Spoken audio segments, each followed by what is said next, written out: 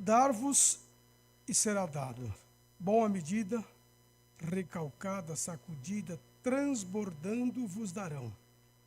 Porque com a mesma medida com que medirdes, também vos medirão de novo. Amém? Pode se assentar, meus irmãos. Agora eu vou pedir a ajuda dos irmãos aí, para a gente começar a entender o que é isso aqui. Primeiro livro do Reis, capítulo 17, é isso? Vamos ver se é. A partir do verso 8, irmãos. Então veio a ele a palavra do Senhor dizendo: levanta-te e vai a Sarepta, que é de Sidom, e habita ali, e eis que eu ordenei ali uma mulher viúva que te sustente. Vai mais. Então ele se levantou e se foi a Sarepta. E chegando à porta da cidade, eis que estava ali uma mulher viúva, apanhando lenha. E ele a chamou e lhes disse: traz-me, peço-te, numa vasilha, um pouco de água que eu bebo. O outro. E indo ela a buscá-la, ele a chamou e lhes disse: traz-me agora também um bocado de pão na tua mão. O outro. Porém ela disse: vive o Senhor teu Deus, que nenhum bolo tenho, senão somente um punhado de farinha numa panela e um pouco de azeite numa botija. E vês aqui, apanhei 2 cavacos e vou prepará-lo para mim e para o meu filho, para que comamos e morramos. Irmão, dobre a sua atenção para você entender isso aqui. O que é uma medida recalcada? A história de Elias nós lembramos, né? Nós sabemos, né? O que aconteceu, por que ele fugiu para aquela cidade de Sidom, Sarepta. É que ele teve um confronto com Acabe e Jezabel, depois dos desafios que ele teve ali, não é? Houve necessidade de Deus ordenar que ele fosse para lá. Mas o porquê de tudo isso, irmão? É que Israel transgrediu a lei de Deus, e na lei de Deus, escrito por Moisés, me parece que no capítulo 28 ou no capítulo 30 de Deuteronômio, diz que quando eles desobedecessem a palavra do Senhor, o céu seria cerrado como se fosse bronze. 28. E não teria chuva na terra por causa da desobediência. Então Elias disse a eles: segundo a minha palavra, ou seja, segundo a palavra que eu estudo, que é a palavra de Deus, não vai ter chuva, porque está na Bíblia. Deus disse que não mandaria chuva se houvesse desobediência. Então não vai haver chuva.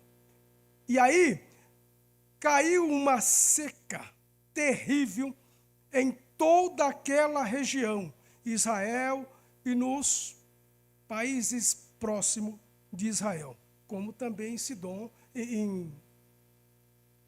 na outra cidade que ele foi, que o rio secou. Meus irmãos, então o que aconteceu? Caiu uma seca tremendo em Israel. E começou a ter falta de alimento em Israel e também nas regiões vizinhas. Mas Deus disse para ele: vai para Sarepta, porque lá, uma viúva, eu já preparei ela para te dar o sustento. E ele vai para lá, para Sidom. Quando ele chega lá, ele encontra a viúva, e ele diz: olha, arruma um pouco de água para mim tomar. A mulher saiu para pegar, ele grita: olha, traz também um pão para mim comer. E a mulher volta para ele e diz: a tua serva não tem nada. Atente para essa expressão da mulher: a tua serva não tem nada, nem um bolo em casa, senão apenas um punhadinho de farinha, que eu vou fazer para meu filho e a mim, nós vamos comer, depois vamos morrer, porque não temos mais nada.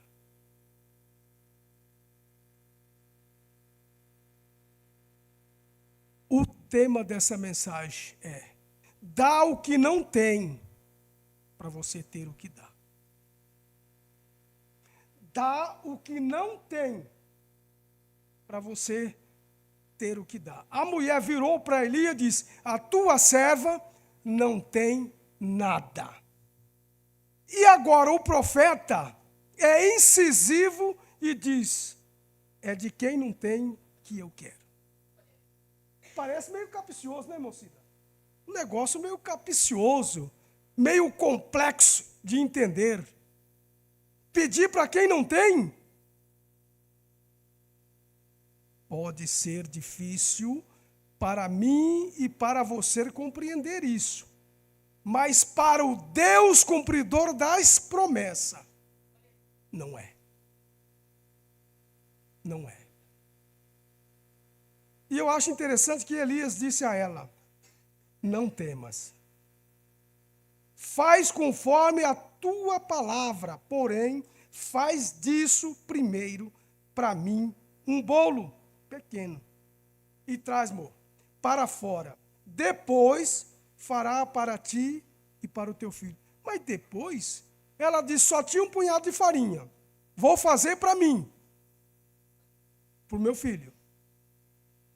Depois que a gente comer, acabou. Nós vamos morrer, porque não temos mais do que se alimentar. Mas o profeta diz: primeiro faz para mim, depois para você e para teu filho. Mas fazer do quê? Do que não tinha. Do que não tinha. O segredo mora aqui, amados. E é aqui que mora o segredo. Dar para Deus não quando sobra. Deus não é Deus de resto de ninguém. Deus não é Deus de sobra de ninguém. Deus é primícia.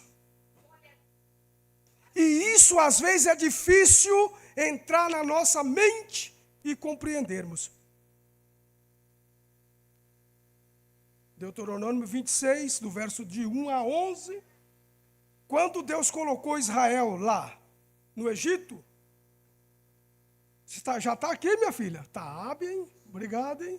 Será que quando entrares na terra que o Senhor teu Deus te dará por herança, e as possuires e nela habitardes, então tomará das primícia de todos os frutos da terra que trouxeres da tua terra, que te dá o Senhor teu Deus, e as porás no cesto, e irás ao lugar que escolher o Senhor teu Deus, para ali fazer habitar o seu nome. Depois os irmãos complementam até o versículo 11.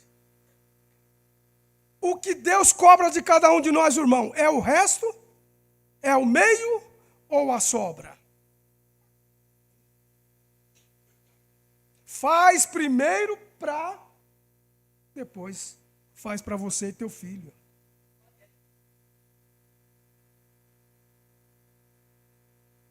Mateus 6:33. Mas buscai primeiro o reino de Deus, a sua justiça, e todas estas coisas vos serão. Do que estavam falando aqueles discípulos, irmãos? Veja o contexto. Texto, para ser interpretado, tem que ser com contexto, porque o texto, sem o contexto, ele é um pretexto. Então, o que estava acontecendo? O pessoal estava reclamando. Aí ele disse: olha para as aves. Ele estava ansioso, preocupado com a crise de Israel sendo vassalo dos romanos. Tudo que produzia tinha que mandá-los. Aí eles estavam preocupados. Aí Jesus disse assim: olhe para as aves. Eles não plantam, mas Deus dá alimento. Olhe para os lírios do campo. Eles não fiam, mas Deus as veste. Olha que lindo, que bonito. Mas para vocês a ordem é essa: busca primeiro o reino de Deus. E estas coisas que vocês estão preocupados, que é o alimento e a roupa, é por conta de Deus. Buscai primeiro o reino de Deus, as demais coisas vai ser acrescentada. Então Elias disse, a mulher disse para ele, eu não tenho nada. Irmãos, isto é teste de fé para o contribuinte da igreja. Ah, irmão, mas olha, você não sabe a crise que eu estou enfrentando, irmão. Tenho trabalhado muito e não tenho saído da prova. Irmão, perdoe-me, eu quero muito bem a vocês e a amo todos. Mas prova, dificuldade, não é motivo para deixarmos de contribuir. E eu vou provar isso. Quem é que te dá o serviço? Quem é que te dá o trabalho? Quem é que te dá a saúde para você trabalhar? Quem é? É Deus. Não é? Quem nos dá a saúde para trabalhar é Deus. Quem nos dá o trabalho para trabalhar é Deus. Quem nos dá a condição de trabalhar é Deus. Por que não entendermos essa verdade, irmãos? Por que não entender essa verdade? Vamos ver mais uma coisa aqui, irmãos. Ainda no mesmo livro de 1 Reis, onde ele entra em choque com os profetas de Baal. Não sei se é o 16, é o capítulo 16 ou... E com aquelas pedras edificou o altar, e em nome do Senhor depois o fez um rego em redor do altar, segundo a largura de 2 medidas de semente. E então armou a lenha, dividiu o bezerro em pedaços e pôs sobre a lenha. E disse, enchei de água 4 cântaros e derramai sobre o holocausto e sobre a lenha. E disse, fazei segunda vez. E fizeram segunda vez. Disse ainda, fazei terceira vez. E fizeram terceira vez. Agora preste atenção nisso. O que estava acontecendo em Israel naqueles dias? Nós abrimos a mensagem falando de seca. Seca é o quê? Falta de água, falta de chuva. O próprio Acabe tinha chamado Obadia, disse que tinha andado por todas as regiões à procura de água para alimentar os animais, para eles não morrerem de fome. Não tinha água nem para beber, a escassez era tremenda, irmão, naqueles dias. Agora, o que pede o profeta Elias para o povo, irmão? Água. E o que estava faltando naqueles dias? Água. Então o povo não tinha água. O povo não tinha água. Mas o profeta Elias disse, joga água aí. Eles colocaram 4 medidas de água. Segunda vez. Terceira vez. Dá o que não tem para você ter o que dá. Se eles não tinham água, eles estavam em falta de água. Esse profeta é doido. Esse profeta só pode ser doido. Está pedindo o que eu não tenho? Como vou dar o que não tenho? Dá o que não tem, para você ter o que dá. E aí mora o segundo segredo. Obedecer a ordem. E eles deram? Não tinha, mas se viraram. Procuraram, foram nos depósitos do rei, fizeram alguma coisa. Encheram o altar que estava quebrado. Nós pulamos a parte do conserto, porque o templo, não sei se é possível. Mas o que aconteceu? Botaram a água. E o profeta clamou ao Senhor. E Deus respondeu em meio à falta de água. E o fogo veio e fez o quê? Queimou o holocausto e a A água também. A Bíblia usa a expressão e lambeu a água.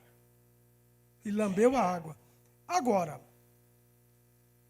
a complexidade para a nossa mente é essa.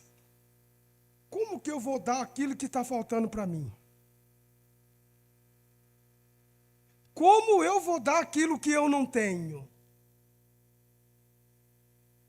É um negócio meio difícil de entender, não é? É um negócio meio difícil de entender. Dar o que eu não tenho. Para você ter o que dá. Só que depois dessa obediência, antes da bênção chegar, a maldita, amaldiçoada Jezabel, depois que ele executa os profetas de Baal, ameaça o homem. E o homem foge de novo. O homem foge. Só que quando ele foge, Deus vai atrás. Fala, bom, eu já mostrei para você o que vou fazer em meio às dificuldades. É porque tem muita gente que perde a bênção, irmão, é que na hora da dificuldade, ele não sabe esperar. Ele quer que as coisas sejam resolvidas no tempo dele, e não no tempo de Deus. O tempo do homem é o crono, né? Mas o de Deus não é. Então nós precisamos aprender a esperar a Deus no tempo de Deus, na hora de Deus. O profeta fugiu, Deus vai atrás. Ele já estava a 400 quilômetros, irmão, de distância. O profeta vai, o anjo do Senhor chega lá e diz, o que você está fazendo aqui, Elias? Eu fiz tudo segundo a palavra do Senhor, mas busca tirar a minha vida. Viu o que já fizeram com os outros profetas? Já matou os outros tudo, só ficou eu. Só eu que fiquei. Volta, Elias. Está aqui o pão. Come e bebe, porque a sua jornada de retorno é longa. Tem que voltar. Aleluia. E o profeta não foi desobediente. Depois de uma relutância, ele volta. E aqui mora o segredo de dar o que não tem. Eles não tinham água e deu água. E o profeta disse, olha, Obadia, diz a Acabe que eu quero me encontrar com ele. Ele disse, você está louco, profeta? Você está de brincadeira comigo, como diz o linguajado de hoje, né, do Piracicabano, mais especificamente dizendo. Não houve lugar em que o rei não mandasse à procura de você. Não houve. Já te procuramos por todos os lugares. Não encontrou porque o Deus tinha escondido ele. Né? Vedado diante dos olhos humanos. O milagre de Deus. Quando o milagre é para você, o inimigo não vai tirar. Fique sossegado, é seu, é seu. Aleluia. E o profeta disse, não, pode avisar ele que eu vou me encontrar com ele. Mas se eu sair daqui, o Espírito do Senhor tomar você, e quando eu voltar não achar mais, pode avisar. Nós vamos encontrar hoje. E quando ele encontra Acabe diz para ele assim, é tu o perturbador de Israel? Mas a autoridade do homem de Deus disse, não, eu não. O perturbador de Israel é tu e a casa do teu pai, que deixou de obedecer a palavra do Senhor e começou a seguir os balaíns. É a palavra Baal no plural, né? Começou a seguir a eles. Então você é o causador de todo esse mal que atingiu Israel. Mas não tem problema. O povo reconheceu e deu a Deus o que eles não estavam dando. E Deus vai mandar a bênção para eles. Aí chamou o moço e disse, olha lá. Aí o moço olhou, não vi nada. Ele dobrou o joelho e foi orar. Olha de novo. Não tem nada. Na 7ª oração que ele fez, o rapaz voltou e disse, eu vejo uma nuvenzinha como a mão de um homem. Ele disse, então diga para Acabe que corra para o palácio dele, porque Deus vai mandar chuva na terra.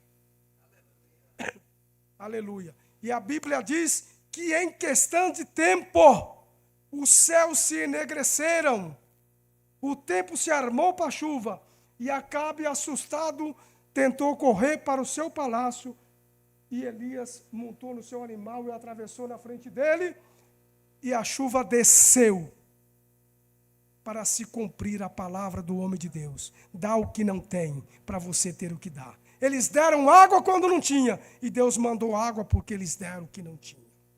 2 Coríntios 8:3, põe aí, minha filha, deixa eu ver se é isso. Porque segundo o seu poder, que eu mesmo testifico, e ainda acima do seu poder, fizeram o quê?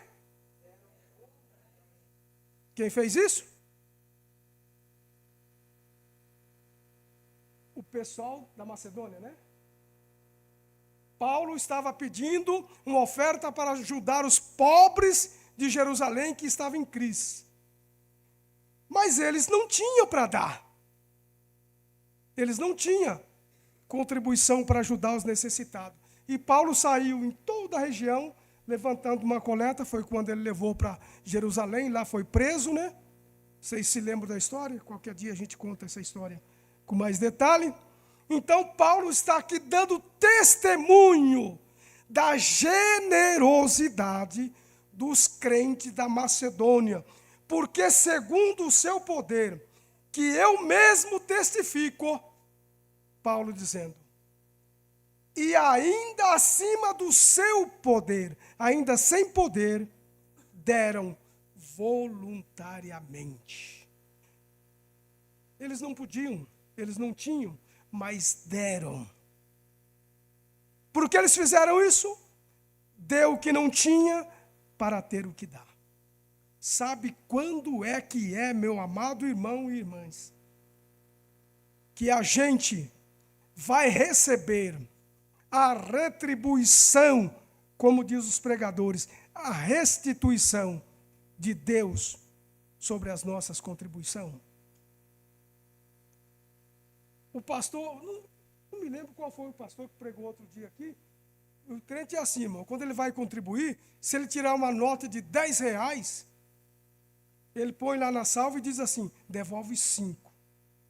Não teve um que pregou esses dias aqui e falou isso? Foi Ivanil, né?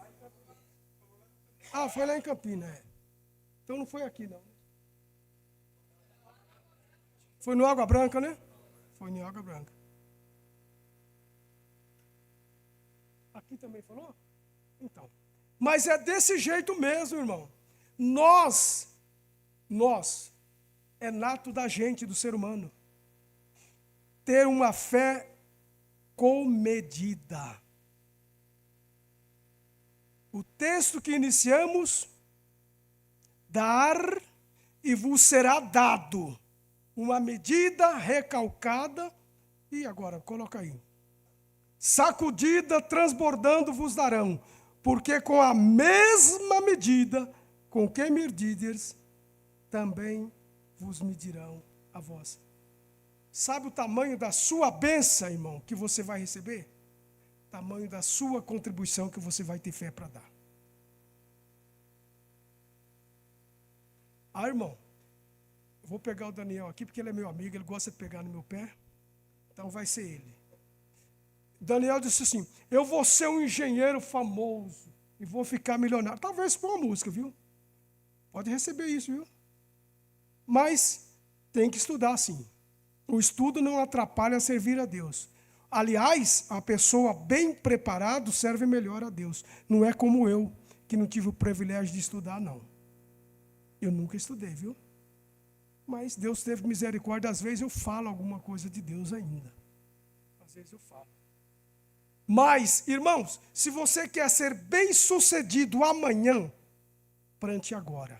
Porque ninguém colhe o que não planta. Né? A gente só vai colher o que semear. Meus irmãos, vamos contribuir. Você quer ter retorno, plante. Você quer ter retorno, plante. Você quer ter retorno, plante. Você vai plantar 1 grão. Pode ser de milho, pode ser de feijão, pode ser de arroz, qualquer coisa. Ele vai nascer um pé de milho. E aquele pé de milho vai dar uma espiga com quantos grãos? Centenas. Centenas de grãos de milho. É isso que acontece com quem sabe investir em Deus. Eu ia citar João capítulo 6, mas o tempo não dá. Mas vocês lê lá que Jesus olhou para a multidão, eles estavam com fome e disse: vocês vão dar de comer. Não tem. Jesus disse: não tem? Dá o que não tem. E eles deram. Sabe o que aconteceu, irmão? Sobrou 12 cestos. Só tinha o quê? 5 pães e 3 peixes. E 2, né? Meu Deus. Plantaram 5 pães e 2 peixes, sobrou centenas. Amém?